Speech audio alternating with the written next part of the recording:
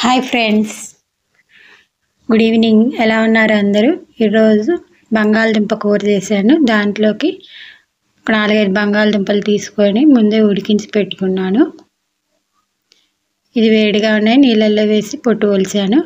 తర్వాత పొయ్యి మీద బాండీ పెట్టుకొని దాంట్లోకి ఒక గరిటె నూనె వేసుకొని మినప్పప్పు, ఆవాలు, జీలకర్ర ఇవన్నీ వేసుకొని వేయించుకోవాలి. ఉంటే ఎండుమిరపకాయ, పచ్చిమిరపకాయ వేసుకొని వేయించుకోవచ్చు. నేనేం వేయించట్లేదు, పిల్లలు తినరు, ఏర్పడేస్తున్నారు. తర్వాత ఉల్లిపాయ ముక్కల్ని కట్ చేసుకోవాలి. ఉల్లిపాయ ముక్కల్ని చిన్న చిన్నగా కట్ చేసుకొని ఇందులో వేసుకోవాలి. లో ఫ్లేమ్లో పెట్టుకొని వేయించుకోవాలి. బాగా ఎర్రగా అవసరం లేదు, లైట్గా త్వరగా వేయించుకుంటే చాలు.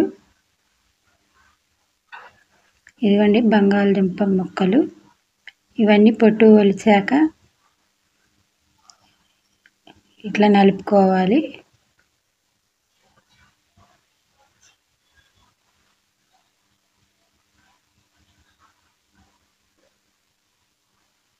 దీంట్లోకి అల్లం, పచ్చిమిరపకాయ, కొబ్బరి ఇవన్నీ ఉండి వేసుకోవచ్చు, లేకపోతే నిమ్మరసం కూడా వేసుకోవచ్చు. నేనైతే మామూలుగా చేస్తున్నాను. ఉప్పు, కారం ఇవన్నీ వేసుకొని ఉల్లిపాయ ముక్కలు ఇలా వేగిపోయినాయి. తర్వాత ముందుగా స్మాష్ చేసి పెట్టుకున్న బంగాళదుంపని దీంట్లో వేసుకోవాలి. ఆల్రెడీ ఉడికిపోయినాయి కాబట్టి ఎక్కువసేపు వేయించుకోక్కర్లేదు, ఒక 2 నిమిషాలు వేగితే చాలు.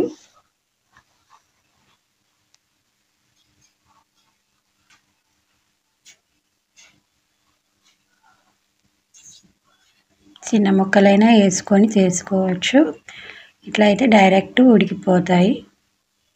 దీంట్లోకి పసుపు, ఉప్పు రుచికి సరిపడా, ఎక్కువ వేసుకుంటే ఉప్పు కసం అయిపోతుంది.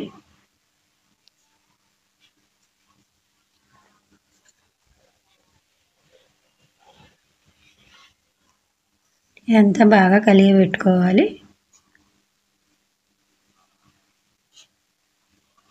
కలిగి పెట్టుకొని కాసేపు మూత పెట్టుకోవాలి.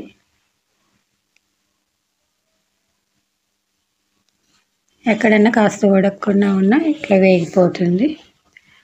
ఇదిగోండి ఇట్లా వచ్చింది. తర్వాత కొంచెం కారం వేసుకోవాలి. కారానికి తగ్గట్టు వేసుకోండి. నేనైతే ఒక 2 గంటలు వేస్తున్నాను. పిల్లలు కారం కారం అని కావాలంటారు. ఎంతైనా గుంటూరు కారం కాదు, ఘాటుగా ఉండాలి. పొద్దున కలిపిస్తుంటే అది బాక్స్లోకి వచ్చేటప్పటికి చప్పబడిపోతుంది. అందుకని కొంచెం ఎక్కువ వేసి కలపమంటున్నాడు మా అబ్బాయి. కానీ నేను అలా చేయకుండా పలచగా కలిపిన దాని మీద మళ్ళీ కొంచెం కూర వేస్తాను. Please like, share and subscribe.